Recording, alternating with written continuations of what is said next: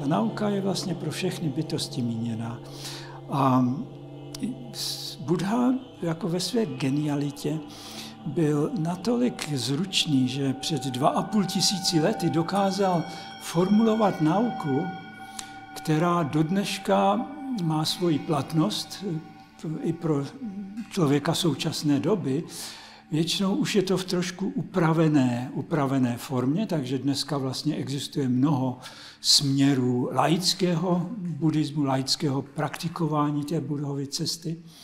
Mimo to ale existuje malý okruh těch, kteří to berou jako naplno, a to znamená, berou mnišské roucho, nechají se většinou ordinovat někde v těch asijských klášterech do té formy bhikkhu a nastupují vlastně do praxe Buddhovy nauky plným životem potom. Jo, to je potom ta záležitost číslo 1 pro toho mnicha. Jakoukoliv situaci toho denního života brát jako příležitost k uplatnění těch Buddhových rad a návodů a instrukcí, aby postupně ty mentální znečištění se začaly čistit, zmenšovat tak, jak to jde.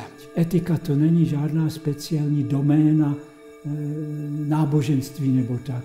Vlastně každý rozumný člověk má většinou ten pocit, že je potřeba tenhle život rozvinout na nějaké dobré platformě. A vlastně i to kontrolovat vlastní mysl, většinou naše výchova, pokud je správná, tak už vlastně do toho dává takovou tu základní věc, co máme v sobě podporovat a čemu se máme vyhnout a tak. Tak v tomhletom rozměru ještě vlastně to není nějaká specialita buddhismu. Ta třetí úroveň, ta je opravdu specifická pro buddhismus. Buddha říká, že vlastně ty nejhlubší kořeny všeho negativního jsou opravdu hluboký. A na to, že je potřeba taky příslušně specifický nástroj to vlastně vykořenit. A ty kořeny jsou vlastně chtivost, nenávist a zaslepení. To jsou ty 3 nejhlubší kořeny všeho negativního. A tohleto vykořenit, to už právě potřebuje meditaci. A tam právě jsou ty různé meditační instrukce na prohlubování a tam se čistí ta mysl v té nejhlubší rovině. Všechno se odehrává na plátně lidského vědomí. Všechno vlastně, ten život probíhá v člověkově mysli. Buddha se tudíž skoro nezabývá tím tělem, Buddha se prioritně zabývá čistotou lidské mysli.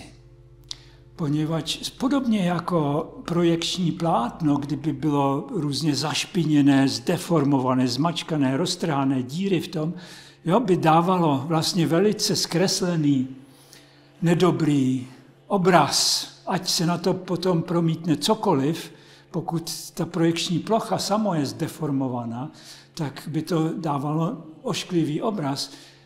To je přesně ten princip Buddhovy filozofie. Vyčistit tady to vědomí do skutečně zářící úrovně, takže cokoliv se vlastně potom probíhá v člověkově mysli, je potom vlastně zářící.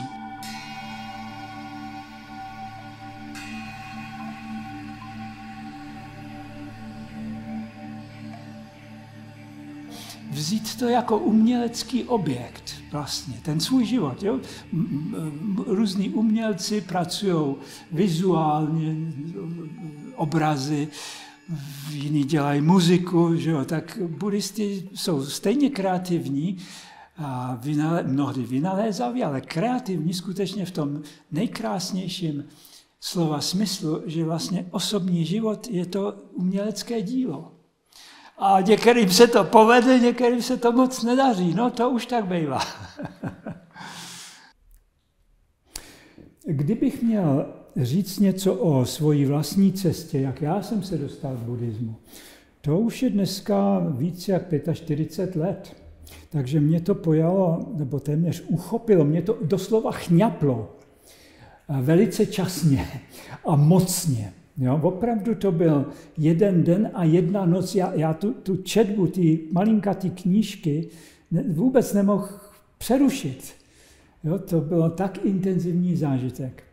A v té noci to se přeorientoval můj život o 180 stupňů opravdu. Takže vlastně všechno to, co potom následovalo, by mělo tu prioritu věnovat tento život, využít této vzácné příležitosti k praxi Buddhovy nauky. No ale ty první meditace jsem mohl v té době praktikovat pouze sám. Nebyl v Evropě vlastně žádný učitel, kterého bych znal.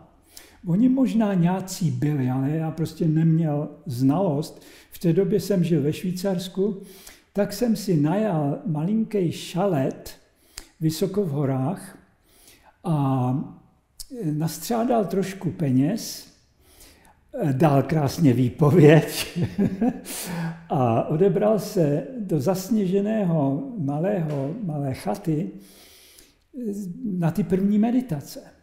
Tak takhle začal vlastně moje generace, mnozí z mojí generace takhle začínali vlastně, to není tak ojedinělé. Bez učitele, jenom z minimální znalostí těch instrukcí, ale natvrdo, naplno.